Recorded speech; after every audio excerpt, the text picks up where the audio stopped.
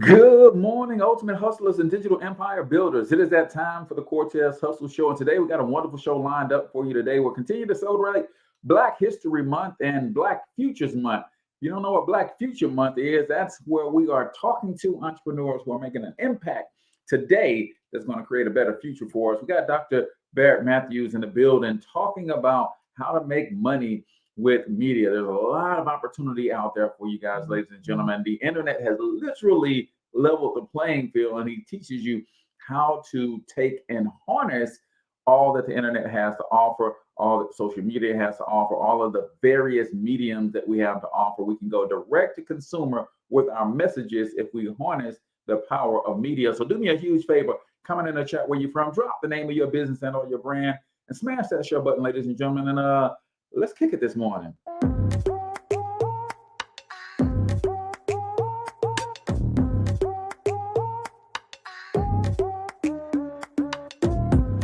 Yo, what's up, ultimate hustlers, and welcome to the Cortez Hustle Show, the business podcast for the entrepreneur of the 21st century. And I'm your host, Cortez Hustle.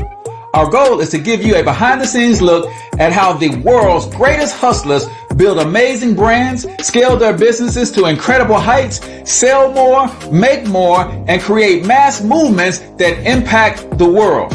It doesn't matter if you're a seasoned vet or you're sitting on the sidelines with aspirations to one day unleash your inner hustle. This show will provide the insights into how pure grit, determination, and hard work has morphed into some of the most iconic brands and personalities, and how they are moving the culture forward. You'll get a mix of solo shows featuring yours truly, as well as interviews and content from other hustlers that I either know personally, or I've learned from, or whose grind I've come to know and respect. And you'll also get exclusive recordings from our membership called Monetize My Life Academy, which you can check out at monetizemylifeacademy.com. That's a program where we go live every month with some of the best hustlers on the planet, sharing best practices on how we all can explode our brands with advanced branding and marketing tactics, business development strategies, and financial game planning necessary to build the empires we all desire. Again, that's at monetizemylifeacademy.com. If you like today's episode, chances are the hustlers you're connected to will like it as well. Share it with those in your network. And when you do, use hashtag Cortez Hustle so I can see you and hopefully give you a shout out and share you in my stories. So check out today's episode and make sure you subscribe to the feed on your favorite podcasting networks.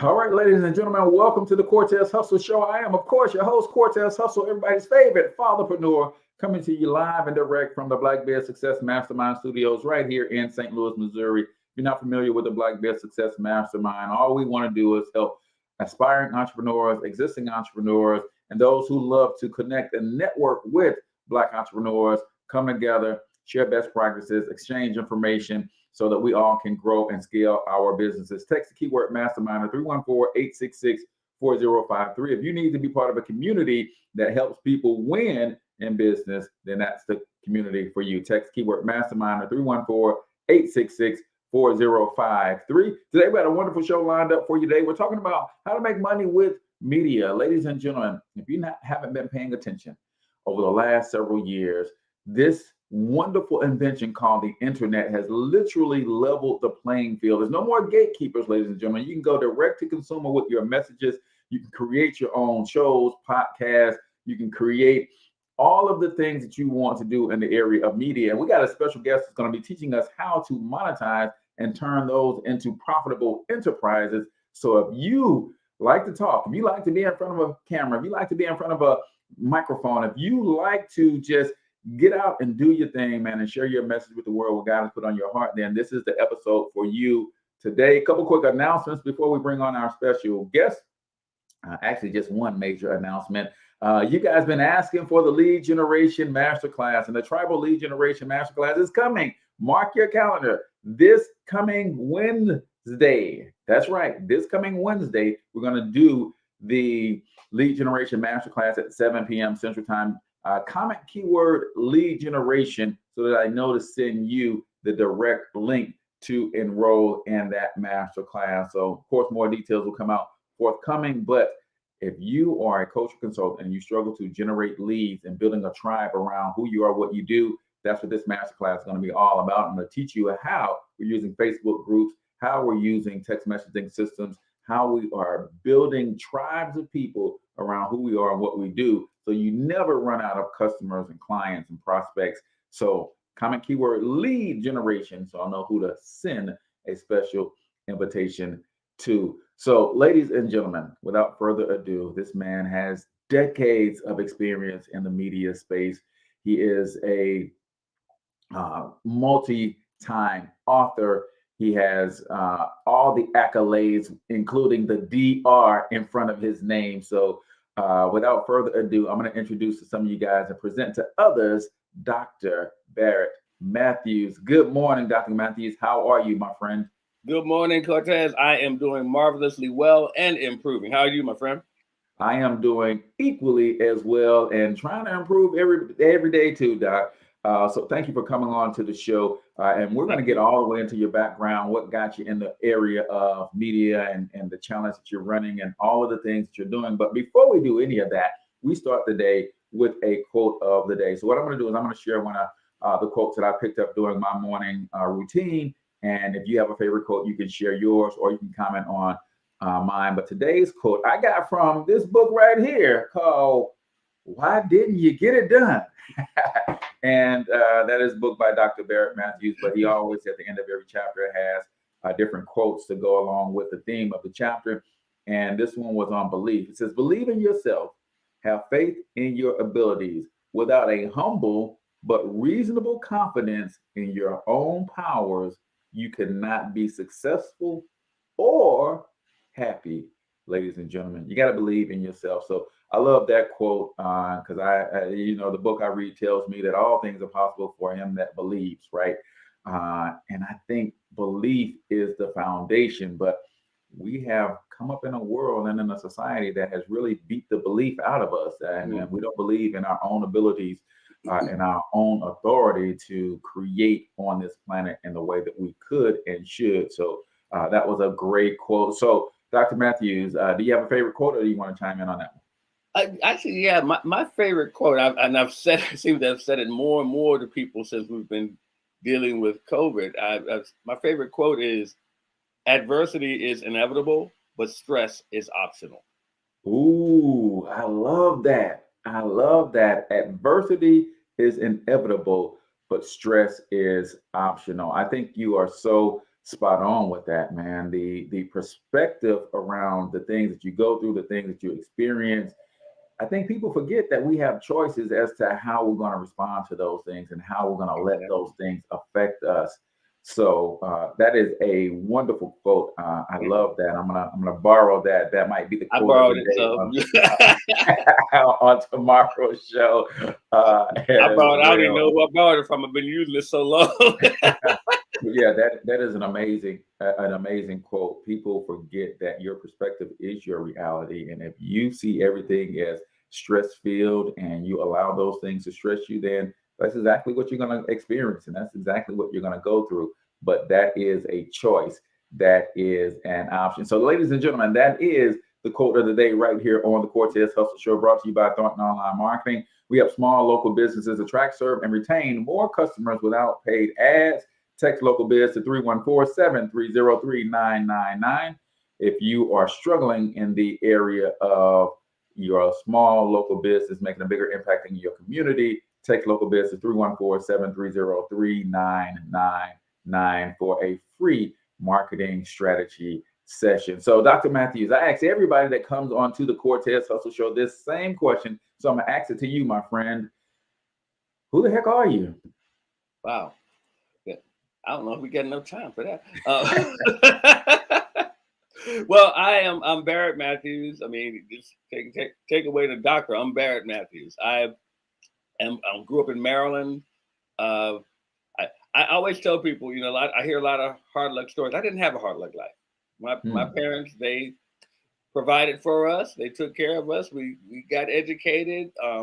They were blessed enough to send 4 kids to college, and we all None of us are, thank God, strung out on drugs. None of us are in prison. I'm blessed. I'm just honestly blessed. They taught us, to believe in the Lord and take care of everything. So I went to college. I went to an HBCU. I went to Hampton University. I studied media. The real HU is what I heard about Hampton. What's that? I heard they call Hampton the real HU. I tell people, when they get into that HU thing, I said, I tell the other people, I said, y'all can have HU. I said, because in Hampton we use words. So, so I majored in media there. And that wasn't my original. I started out as an architecture major, and the architecture kicked my butt royally. Okay. Yeah, it was not for me. And I got into media, and my grades skyrocketed. I just excelled in it. I loved it. It was fun to me. And I was fortunate enough to do an internship with a gentleman that we're all familiar with. You see him on Sundays every football season, James Brown. And I met him while I was interning, and he kind of took me under his wing and exposed me to a lot of different things, even helped me with my college thesis. And when I got out of school, he actually recommended me for a job. I got a job at a local TV station in Washington, D.C. Actually, it was the #1 station then. I was an assistant director there, and moved on from assistant director there to working at CBS Sports. He got me an interview up there. So I interviewed at CBS Sports. And now my work's being shown all over the world, which was cool. And I ran into what I call the isms of corporate America, which many of your listeners have run into. The isms mean racism, sexism, nepotism, ran into all of them at the same time at that place. And I was like, okay, this is what corporate America is really like. And long story short, they didn't want to renew my contract because I didn't want to, play the game. And I got out of television actually about a year after that altogether for a good number of years. But the media kept calling me back. No matter what I did, I was either writing something, editing something, recording something, and it just kept calling me back. And after a while, you get to the point like, what are you fighting? So I just decided I'm going to embrace what I do, what I love to do, and what I do well. And so then I started working with some other people, Sir Clyde Rivers, who actually liked what I was doing, and now he wants to incorporate what I'm doing in his mission of promoting civility around the world. So we're working on bringing some media to a nation in Ghana. So we're actually going to be working. He actually was named the king recently, so he wants me to bring what I'm doing to his kingdom. And it's a whole lot of things going on, man. I love it. That's who I am.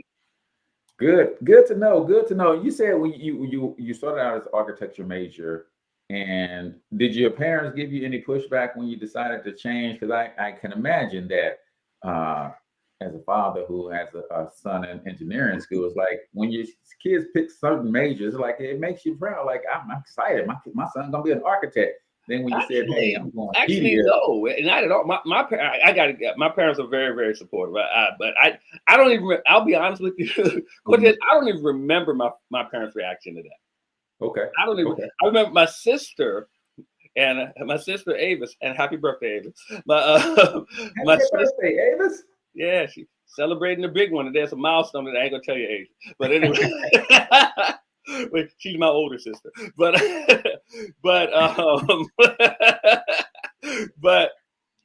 it actually I called her because I said I don't know what I want to change my major to. I was so focused on architecture, I had no idea what I wanted to change my major to. And she said to me, you've always been interested in radio and television and stuff like that, and you've always been good at writing. And I thought, isn't everybody interested in radio and television? That's what I thought, and I never thought of it as a major. Never thought of it as a major. Yeah. And so when I switched majors, my grades just shot up because it was fun to me. And when I heard people talking in the major, complaining about this, complaining about that, I say try architecture. Because they might be having that same experience. I think people we live in a society where we know that money is important, but I don't think it is as important as I'm only going to pick a major based on how much money it can make me and Yeah. the lifelong earning potential of that career, right? And I think Yeah. that's the mindset that most people go in. And that's why I love the age that we're in today, because literally, if you got a skill in anything, right? Anything, I've seen people build funnels and courses and programs around anything Yeah. and make Anything. tens of thousands of dollars per month. Millions. And it's like, you should not pick the major based on the amount of money, but you should be going after something that you like, that you can see yourself doing. I want to talk about those isms, man. I have a lot of Black women come on the show, and I always talk to them about their experience in corporate. We know that Black women are the number one fastest growing segment of entrepreneurs in the world right now because of some of those isms.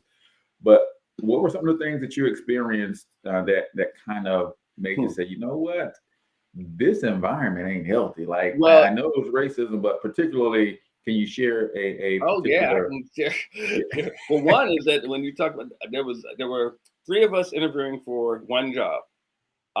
One of us was me, one of us was a Black female, and one of us was a Caucasian gentleman. I mean, and he and I, we're still friends to this day. 30 years later, we're still friends to this day. But they gave him the job. Now, Mhm. I had experience working for the number one news station in Washington, D.C. She Mhm. had experience working at a news station in Chicago. He was fresh out of college. Oh, wow. But his dad knew one of the executives that worked there. Mhm. Gotcha. So that's the nepotism part. Gotcha. The Gotcha. second, And is that really a bad thing though? Because I think for me, I think we experienced that, and you and I know we both share a mutual relationship with Dr. Washington. I think we experienced that because we're not in position to have that. But you built a media company to the size of what the size was. I think you have a little favor for your kids or someone you knew were trying to, oh yeah, you get can, them. you can. It's just that, like I said, it was just what I experienced. Yeah, yeah. It was like, it's like, okay, because keep in mind, I'm like a year or so out of college myself, so this is a learning experience for me. I'm Yeah. learning what corporate America is really like on a large scale. Yeah, and I think that's the key. It's like, okay, this is how the game is played. Yeah, exactly. Either I go build my own thing or I get good And at I playing still wasn't even politics. thinking that yet. At that point, Yeah. I still wasn't even thinking build my own thing. But that was one experience. Like the young lady, I got a position like right below that. Mhm. She got a position as a secretary, Oh, wow. Wow. and Yeah. then she ended up filing a harassment suit Mm. against him as well. So and to see her, she learned some things herself Mhm. because the suit didn't really go anywhere. They can play that game all day long. Yeah. But what it did, it prompted her to become an attorney. Gotcha. So Gotcha. And that's what we have to do is take these experiences, and if we want to see change, then we got to be the change. All right. Hey, okay. This is I this always is say that. this is what it's like, and whether we decide to go build our own empires or, like the young lady, to her credit, okay, this probably ain't the only. I'm not the only female that this is happening to. Exactly. So let me go put myself in position to do something about all of these things that could be happening, because that's at the end of the day. I look at all of these different isms, right? These are human beings, right? Yes. So these are families who run these companies. I know we see companies like other entities, but these are families in a lot of cases running these institutions. And of course, they're going to look out for their own. And because we as Black people have yet to build institutions on that level that are widespread, we are getting the short end of the stick when it Mhm. comes to those conversations, when opportunity for advancement and things of that nature. So And keep in mind, I mean, like I said, that was the nepotism. But if we're being honest, nepotism is what got me in that position. because you had Right. James Brown, I mean, yeah, speak a word for you on your behalf to kind of get exactly. you in the door. And so I think we can't have it both ways, right? We complain when it's used against us, but at the same time, a lot of times it's used for us too, to get us indoors and open doors for us as well. So we're going to continue with a little bit of your backstory, but stick around, ladies and gentlemen. If you want to learn how to make money in media, right, in any facet, because Dr. Barrett has done it all. He's done it for the corporate side. He's done it personally. He's helped individuals. He's founded and created things from scratch, and he coaches a lot of people in the area of media, podcasting, social media, using their gifts and talents in this arena to grow businesses. So we're going to get to that, I promise you. But right now it is 7:21. That means it is time for one of my favorite segments, Doc, on the show called 1 Minute Motivation. If you're new to the Cortez Hustle Show, 1 Minute Motivation is where we play a short motivational video, usually 60 to 90 seconds or so. And I just ask you to give me a takeaway or two. I'm going to give a takeaway or two in the audience, those of you who are watching us live and you have the ability to type. Don't be trying to leave your comment and drive at the same time, people. But if you have the ability to leave us a comment, let us know one of your takeaways as well. So this is 1 Minute Motivation right here on the Cortez Hustle Show. Whatever you have in your environment is a reflection of your consciousness. So you got all that chaos there. That represents some disorganized, cluttered section of your mind. So let's get all that out of there, all right? Work to get that out, clean that up. Anybody that you feel very strongly about, have some negative feelings about, let's look at some good reasons to forgive them. Number one, you must try and see what has happened or see things from that other person's point of view. Let's look at it from their point of view. That's one area. That's number one. Then number two, holding a grudge hurts you. It doesn't hurt them. So just for good health and peace of mind, let it go. Any feeling of resentment or anger or hatred is called to me the load of bitterness within. Every thought that we entertain produces a chemical in our brain that impacts the body's immune system. And besides, this person you're hating, they probably are not even aware of it. It's someplace having a good time. Don't even know you're really hating them. You've turned up the steam. Gone from dislike to hate, intense hate. And here you are killing yourself, making yourself vulnerable to various types of illnesses, putting yourself in bad health. And I say that person is not worth your sacrificing your health or 1 minute of peace of mind. Ooh-wee. Dr. Barrett. So I love to start the day with positive motivation like that. And the reason I love to do it, especially when we have a guest on, is because we all just listen to the same clip, but we all heard something very different. So what did you hear, my friend? I heard myself a long time ago. I was in a relationship and we broke up, and I was so bitter about it. I mean, bitter for years about it. And then I realized that this person ain't thinking about me. That's it. And then I cause see what was interesting about the relationship was that we were living in the same apartment complex, so it was kind of hard to have a clean break. Also, her cousin was one of my best friends, so it was just hard to have a clean break. So we would see each other. But what I told myself is this, and I hope everybody's paying attention. I don't have to be friends with her, but I can be friendly. So by changing my attitude about how I approach it, instead of being bitter and angry, I was able to just get along. You don't have to like the person. You don't have to trust the person. You don't have to do business with the person, whoever you're dealing with. But you can still be cordial. You can still be friendly and then move on. That's because right. it's kind of like Les was saying, how it hurts you to be bitter. Sometimes it bothers the other person more when you're nice to them. Not in that case, but I've seen cases where the other person could not understand why they're being nice to me. What are they doing? Because it's kind of like, Michelle Obama, when they go low, we go high. Just go high. Just go high. And it can. And I like the part where he talked about seeing things from the other person's perspective. I have a dear friend, and I mean, she's holding on right now, but she's actually in hospice. She's been fighting a long battle with cancer, and she's just talking about her she knows her end is near. But it's one of those things where, like, the other day I was trying to cheer her up, but she didn't want to be cheered up, and I said, you know what, Barrett, you don't know what she's going through. So let her have this. If she Yeah. let her have this. And I remember I told her years ago when she first told me she was ill, I said, you will never hear me say, I know what you're going through, which is what a lot of people love to say in situations. I don't. Even if I had, because people say, well, I had cancer too, it still doesn't mean that you know what that particular person is going through. So just sometimes you have to let them talk, let them get it out, and that way, you know, you can just you can deal with things better if you do that and see things from their perspective.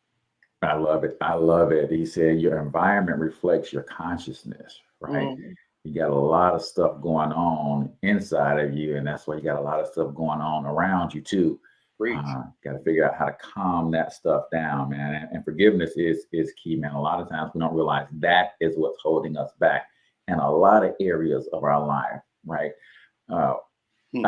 We talk about wealth a lot on the show and economic empowerment.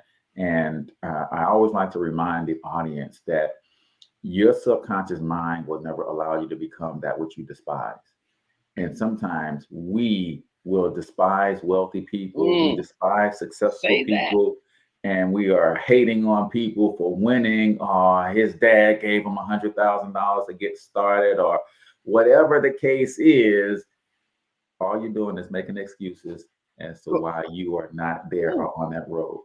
Right. Cortez, oh my God, you many of us, many entrepreneurs and many people that look like us are walking contradictions. We sit there and I want those who are listening right now, think about this. Have you said, especially around election time, have you said, I can't stand that these rich people don't have to pay taxes? And then next week say, I want to be rich. Right. Yeah, I'm telling you. That's not like your subconscious mind is not going to let you become that which you despise, because otherwise you're going to have to despise yourself. Right? Exactly. So we got to be careful with that and understand how to applaud and celebrate success. That's why the good book says you mourn with those who are mourning, but you rejoice with those who are rejoicing, right? Because eventually you're going to want people to rejoice with you. So, ladies and gentlemen, that is 1 Minute Motivation right here on the Cortez Hustle Show, brought to you by the Make Money from Media Challenge.com. And go sign up for Dr. Barrett's challenge. I'm telling you, if you want to figure out a way to make some passive, and we're going to talk all about it today, some passive and residual streams of income, especially if you love to run your mouth, right? If you love to be in the mix, right? There's a lot of ways that you can build media assets to make you some money. And Dr. Barrett's going to talk a lot about that today. So make sure you guys go check out Make Money from MediaChallenge.com. I'll put a link inside of the show notes and the description for you guys to go check that out. So Dr. Barrett, we kind of went through a little bit of your background, raised by solid family, which is good, solid foundation. Applaud your parents, sending 4 children to college. I sent 4 of my 5 sons, right? Man, congratulations. 2 went on. Well, 1 has gone all the way. He's still ended up a few credits short of his degree. Still, man. Then I got 1 who's in engineering school right now. But I sent 4 out of the 5. And then the baby boy was like, no, I'm done. High school was enough for me. Don't even look to me to go to no college. I ain't gonna play with y'all money. I ain't gonna pretend that I'm finna go. Right. And I was like, hey, I appreciate that, brother. Right. Now let's just figure out what you're gonna do. Right. But don't go out there and have me getting, $40,000, $50,000 worth of loans and all kind of stuff, and that you ain't trying to figure that thing out. But you got into media, you fell in love with it, man, and you started in the corporate world, but then ultimately you started doing some things on your own. So how long did you do the corporate thing? And then what was kind of the first project that you kind of ventured out on your own and did in the space of media? Well, fortunately for me, after I left CBS, I got with it was a local cable company. I worked with them for about a year and a half. And I remember getting a mailer, it was a postcard, and it was from a lady, and I remember reading the last name. I said, the last name, it was unique to me. And I said, I know some people with that last name. So I scheduled an interview, went in with them. and met with the lady. But the first person I saw in there was the person I knew from college. I knew that last name. It was her mother I was interviewing with, and Oh, it wow. was with a network marketing company, and that was my first venture into getting away from the corporate world. Yeah. Working in network marketing, and I realized I was like, hold on, I get to create my own pay. I get to create my own hours. I can't get fired. So it was that right there. It was that opened my mind to different things, to entrepreneurship. And so I did pretty well in that for about 10 years. Moved from Maryland to Atlanta, opened up some offices down there, and then I got away from that and I got into real estate appraisal. But still, I was controlling my schedule. At that point, I tell people I became unemployable. Because my mindset was, if someone wanted to hire me for a corporate job, and don't get me wrong, I'm not criticizing anyone with a corporate job. I mean, that's fine. I have no problem with it. It just wasn't for me. But if I were to go in for an interview, my mindset would be, why am I trying to impress you? Who are you? That was my mindset, because I just at that point I was already in the entrepreneur mindset to the point where I couldn't think of why I need to impress someone to work with them.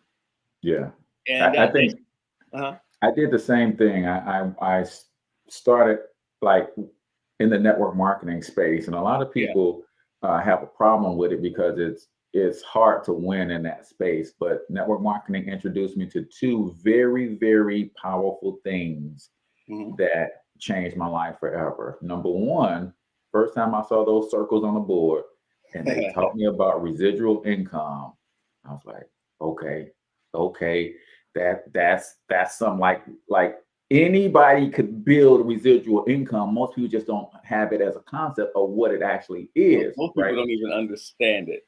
And then the second thing it introduced me to was personal growth and self-development. Now, I was in Amway and a lot of companies, and Amway have one of the best cultures ever in the network marketing space. And I remember not making any money in Amway, but I kept going to the meetings. I went to all the conferences, but you know what was happening? You were growing. I was growing, and that growth was showing up on my job.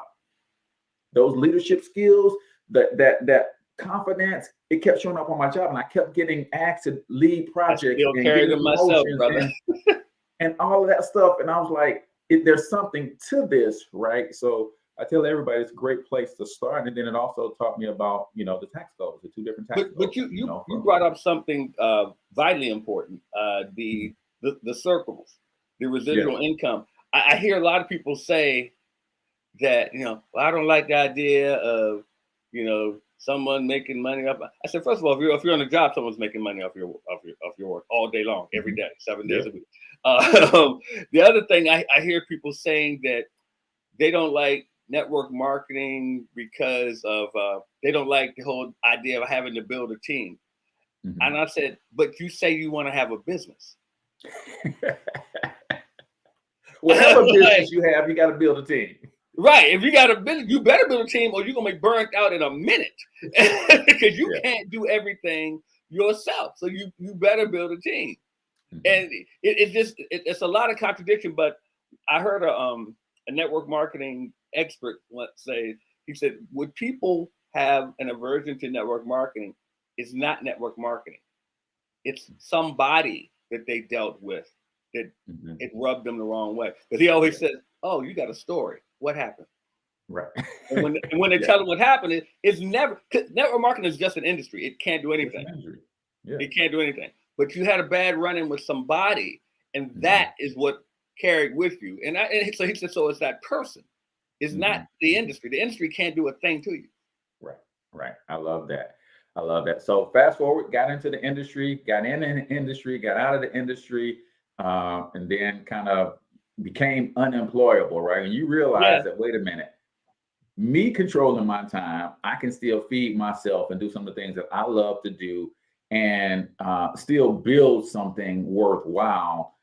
What was that when you made that initial shift, right? That you were like, hey man, I can just go do my own thing just in perpetuity, right? What were some of after the network marketing piece, what was some of the first things that you did to get back into the field of media? Well, like I said, I did appraisal for a while, and Mhm. in that period, I was people asked me to help write stuff, so I was writing articles, editing articles, and so forth. Then I got out of appraisal altogether, and I actually left Atlanta, moved back to Maryland, and I started, just doing some work on. It was actually with another network marketing company, but it was a more of a service type of industry. Mhm. And one of the people who actually my sponsor, we started a blog talk radio show. And she knew nothing about it, but I knew about it. And we started doing a blog talk radio show. And from that point, that was it. Did that show. Then I started getting into working with people and coaching them in productivity. And that's when I wrote my book and so forth. And a friend of mine who I met along the way, she and I started another show. We interviewed different successful people in business. Then I got another show, and I decided to step away from it for a while. As soon as I decided to step away, a friend of mine said, "Hey man, I'm starting a network and a show, and I want you to be one of the co-hosts." And he showed me all the other co-hosts. I said, "Oh yeah, I'd love to be in that lineup." I didn't know he was setting me up, because eventually I was the lead host. I was also the executive producer and director of this show. And he said, "Well, I knew you were the only one that had real media experience, so it was a setup altogether." So, at that point, I was back involved in what I do. So, and I have friends who work with film, and I've talked with them about some stuff, consulted with them on some of the film stuff that they do, as well as, of course, like you said, I started writing books, and I didn't know the first thing about writing a book. I was always good at writing, but I didn't know the first thing about writing a book. Then I've written 3 of them, and it's communication, it's reaching different audiences. Yeah. And it's funny because that's how I am. And I tell people all the time, there's only 3 things I work for. I work for passive income, residual income, and ownership. Then those are on the table. You can't hire me to do nothing, right? My mother-in-law asked me to come lay a floor for her because I'm good with my hands. I was like, "Mom, if I can't get paid for laying this floor one time over and over and over again, then you got to find somebody else." That's a good way of looking at it.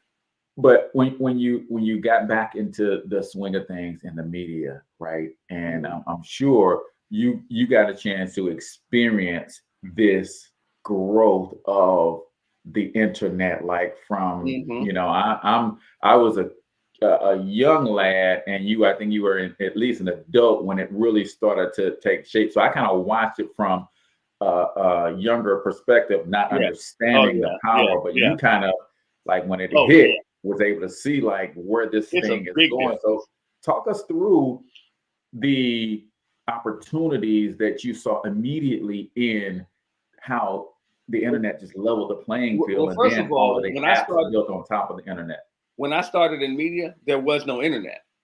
So that gives you an idea. We were using tapes in television. We were using tapes in radios. So that's one thing. If you and I talk about this in my Make Money from Media Challenge, but if you wanted to be on a television show, you had to know somebody at that station. We go back to the nepotism, or you had to meet somebody and sort of impress them enough to where they thought you were interesting enough. If you wanted to be on a radio right? show, there were gatekeepers. There everywhere. were gatekeepers, and there still are. There still are gatekeepers. If you want to be on a radio show, there still are gatekeepers to see whether you're worthy of being on a radio show.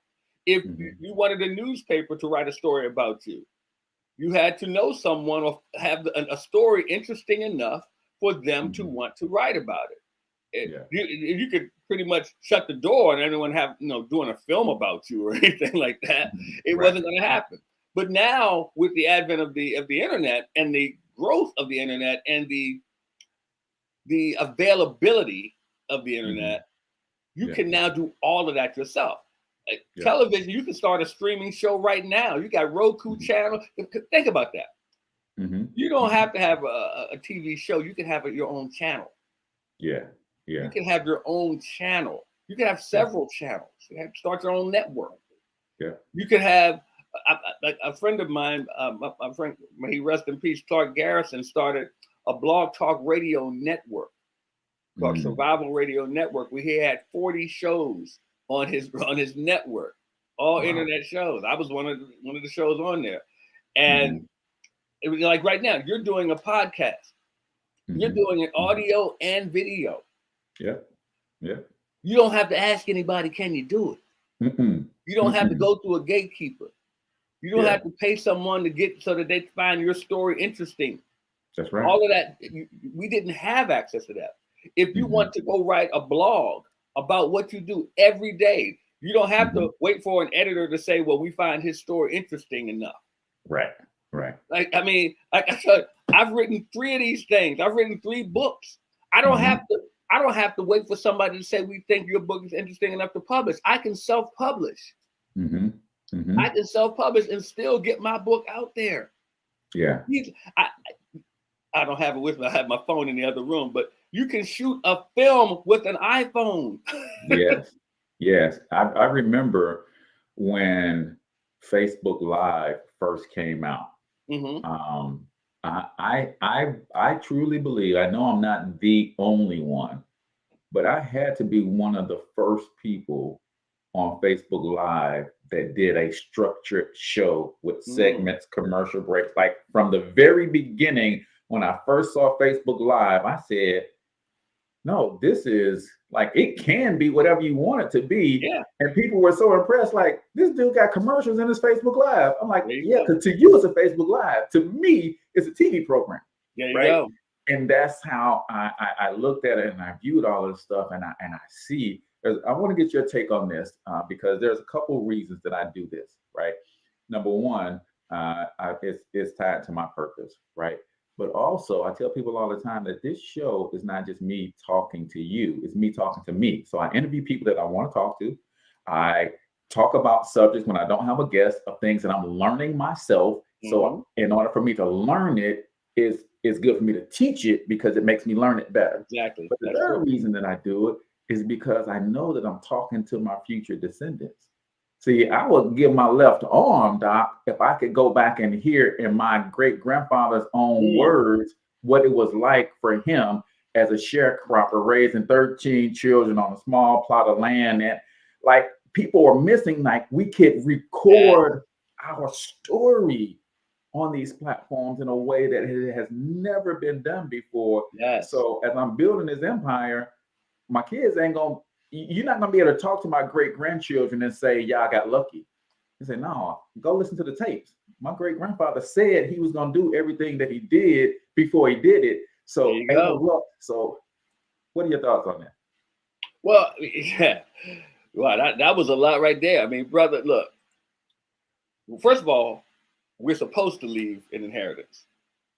And that I think that's a wonderful thing. But the media, like for instance, I have a cousin, and he's been dealing with some illness himself. But once he gets better, he and I have been talking about forever. We need to document the older people in our family because we want to just do some videos, some interviews with them. He and I, we're going to team up and do that. But it's funny you said that because, like, my siblings and I, every chance we get, like, it's usually when my parents have a guest over the house. And my parents, you know, God bless them. My parents just celebrated their 68th wedding anniversary. They're 87, 89 years old. So they got stories. Yeah, absolutely. They got stories.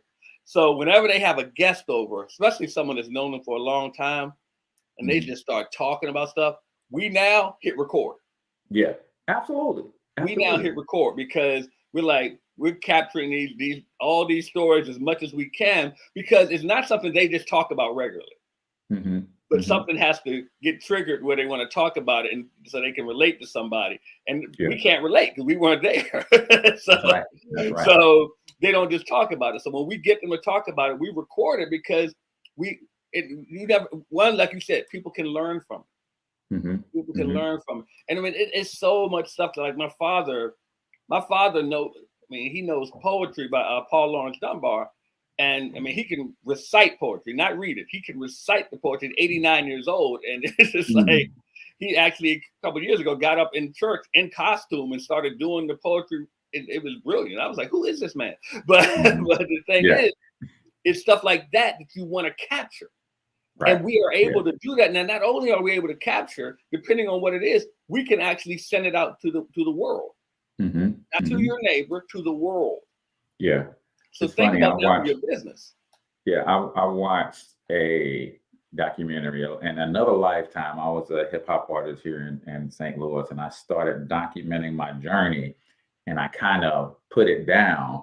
But then I see the Kanye West documentary filmed on a basic store-bought Radio Shack video camcorder, and now Netflix paid the producer of that piece of material hundreds of thousands of dollars to be on the Netflix platform. I'm like, man, people don't understand that this stuff is like, we are in, everybody is looking for content, all of these streaming platforms, and all you got to do is create and find you a niche. So let's talk about real quick some of the top ways that one could make money from media. And I'm not talking about one with media background like yourself, because this is the everyday people, right? What are some of the top things that people could do to make money in media?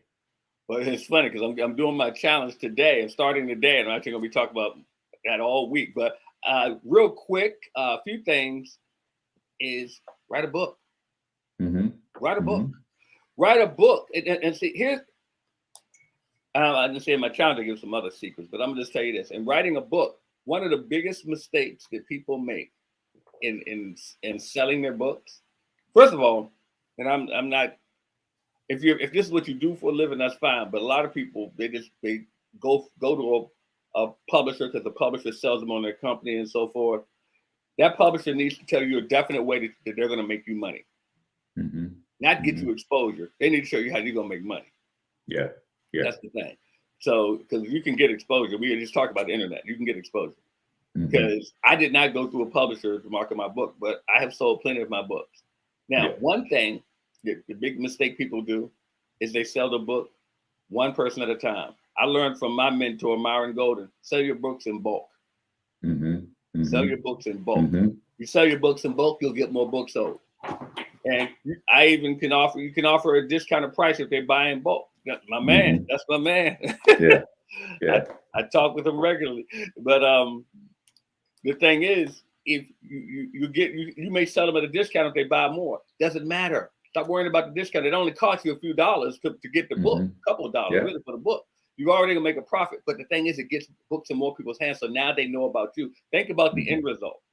Think about the end result. That book is a business card on steroids. That book will bring you more notoriety. Like, for instance, I mean, we met through Dr. Watson. Dr. Watson has brought me in to speak and train because of the book. Because of the book. I wrote this book like 9 years ago. It's powerful. It's powerful. And I'm still getting called about the book. That's a form of media. And a lot of people don't see books as media. It's media. It's media. It's media. Another way is a podcast. A podcast is a great way. See, one of the simplest ways, do a podcast and basically charge people to be sponsors on your show. It's I mean, that's, you talking about an easy way to make money? Because see, the podcast model that people know about is build a large audience, and then sponsors will want to be on your show, the big corporate sponsors. But everybody doesn't have that large audience. Right. And I mean, it's not realistic to think everybody's going to get that large audience. But you got local businesses. You got local businesses who want some exposure, and guess what? It costs them a lot less to come to you than to go to the terrestrial radio stations. That's right. Well, at least it may. I don't know what you charge. But the thing is, that's a way for you to make money. Another thing, streaming television. Streaming television, a lot of them will send you sponsors that pay you to be on your show. I'm actually on 2 Roku channels myself, right? And a partnership with Unheard Media. A shout out to my girl JP, CEO. But she did the exact same thing what you're talking about. She's like, I built a network. I know content creators who I follow their work, It's like if I build a network, I'm just going to ask them if they want to put their work on my network, and let's form a partnership and let's split the ad revenue. Like it doesn't get any simpler.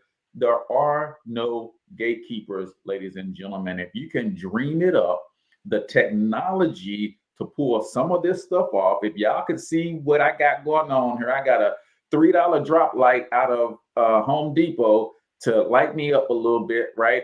This microphone kit that I got is not the best. It was like a whole kit for $37 on Amazon or something like that. Like, you just got to have the desire and the will and the creative juices. I think also, Cortez, it's and that's one of the things I talk about in my challenge this week, because I do the challenge for 5 days, because one of the biggest things that you have to change is people's mindset. Mm-hmm. It's not so much about the desire to do it. It's that a lot of people's mindset is still thought they still think in the past of the way with the gatekeeper and so forth. I'm waiting for someone to call me to ask me to be on their show. No, start your own show. It's because we've been taught that. We've been trained that you build your content and people will be interested in you. Forget if they're interested in you. Be interested in yourself. Yeah. Build your platform. I know we also have another mutual relationship in Trevor Ott. And he always talked about the fact that there was a time when he wanted to be a speaker and he couldn't get on anybody's stages. So what did he do? He built his own stages. Now, those same people that wouldn't let him on their stage is paying him to come get on his stage. I'm laughing because that literally happened with me and Trevor's stage. Nice. Love it. Yeah, no, because I mean, Trevor and I, we've been friends for a long time, but I could not get on his stage at first. Yeah. And I asked myself, what am I not doing? What am I doing? And then I said, start doing your own stuff. Build your own stage. Now, here's the thing. What I did is I built my own stage, but I invited him to be on my stage. What that did is I brought his audience. So then more people were exposed to me. Once they were exposed to me, they were like, okay, he got some stuff that I might want to listen to. So then they wanted me to be on their stage, or they wanted to come to my next event without him. So it's just one of those things that you have to build your own. That's it. Well, Dr. Barrett, we are at my second favorite segment of the show called Freestyle, because I know you got bars, bro. You out there from the Northeast, Maryland, D.C. area, right? Moved to Atlanta, the black mecca of hip hop in the South. So I know you got bars, friend. No, Freestyle is all about, as I'm building this multi-billion-dollar international media conglomerate that will one day surpass Ted Turner and Walt Disney. I don't always ask the right questions, and the conversation doesn't always evolve to where it should go. So Freestyle is your opportunity to either reiterate something that we talked about, or if we haven't talked about something that you feel that you need to cover, is your opportunity to take a couple minutes and just share from your heart with the people. So this is Freestyle right here on the Cortez Hustle Show, the Dr. Barrett Matthews version. Hit them with your best bars, bro. All right. Well, one thing I want to talk to you guys about is some of the mistakes that people in business make when it comes to their own marketing. One is know your audience. Most people don't know who their audience is. You have a product, you have a service, you have a mission or whatever you want to get out there, but you don't even know who the market is. When I hear someone that say, oh, I can service everybody, I know you're already lost, because nobody's business is for everybody. Nobody. So that right there, you have to understand that. I don't care if you say, well, my company makes milk. Everybody needs milk. Everybody don't drink milk. Or I do water. Everybody drinks water. You know how many different brands of water there are out there? They're different brands because different people have different likes. So understand, know your audience. Know your audience. Another thing, know where your audience is. Know where your audience is. And see, you can't, I'll put it like this. If your market is for people that make 7 and 8 figures, I hate to tell you that Twitter ain't the place to talk about your business. So you got to know where your audience is. Because if you don't know where they are, you're going to be sitting there twiddling your thumbs and scratching your head for a long time. You got to know where your audience is. The last thing I want to tell you is this. Know how they want to receive their message. The biggest mistake that I've seen from a lot of people is they do ego-based marketing. Meaning that, and then I'm going to use you as an example, Cortez. Let's say you know that you have an audience out there and you love doing your podcast, and you say, you know what, I'm going to find my clients that want to pay me through my podcast. and which is great. And you may find a lot of clients that want to pay you through your podcast. But you may have a whole different audience over in Kenya that wants to read Cortez's book. If Cortez doesn't have a book, he's missing that audience that wants to pay him. You may have another audience over in Southern California that loves watching documentary films. If you don't have a film about your business and what you do and who you serve, you're missing that audience, which means you're missing revenue. So my point to you is, if it's not a matter of which medium you want to do all of them. The answer is yes. Do all of them. Right. Because the thing is, if you don't, you're serving yourself and what makes you comfortable, as opposed to what your audience is looking for and how they want to receive it. You go through a drive-in at a fast food restaurant because that's how you want to receive your food at that time. What the restaurant has done is they put that window on the side of the building because they know they're trying to serve the audience the way they want to receive their product. Why are you still doing it the way you want to give it instead of the way they want to receive it? So that's what I have. Love it. Drop the mic, man. That is Freestyle right here on the Cortez Hustle Show with Dr. Barrett Matthews. Tell everybody real quick, Doc, how can they get with you in the challenge that goes down today? Give them all your details so that they can follow and stay in touch. It's the Make Money from Media Challenge. If you're sitting there right now and you're saying, I want to get a larger audience, if you want to reach people, not just in your neighborhood, but all over the world that want to pay you, not that want to know you, that want to pay you, then that's what this challenge is for. If you're somebody that just wants to get what I call Facebook famous, it ain't for you. But if you you actually want to learn how to reach people that want to pay you, then this is for you.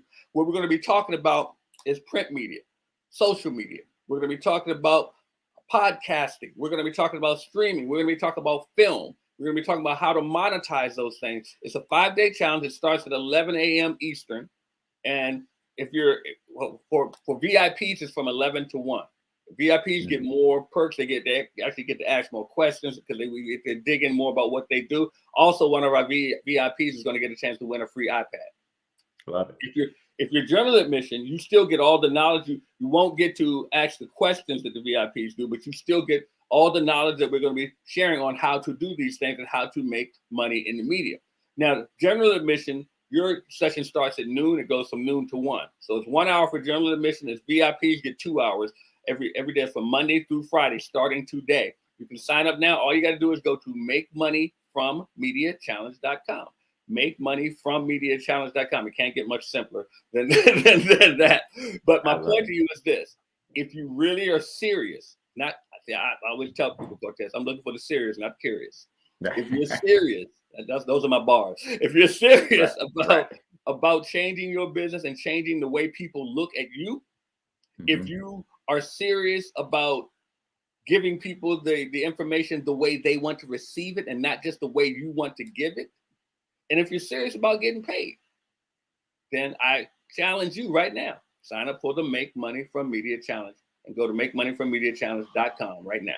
Sign up. Love it, love it, love it. So that's going to do it for us. We've been listening to and learning from the great Dr. Barrett Matthews. He's taken all of his years of media experience and putting it into a challenge for you to learn how to monetize your gifts, talents, special abilities, your passions, your experiences, because even your experiences can pay you if you put them out there. So until we talk to you next time, we want you to get your money up because you absolutely can do it.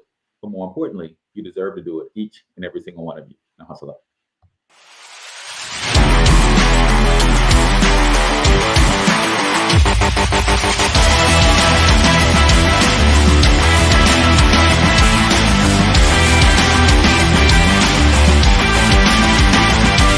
But you've got to overcome fear if you're going to win.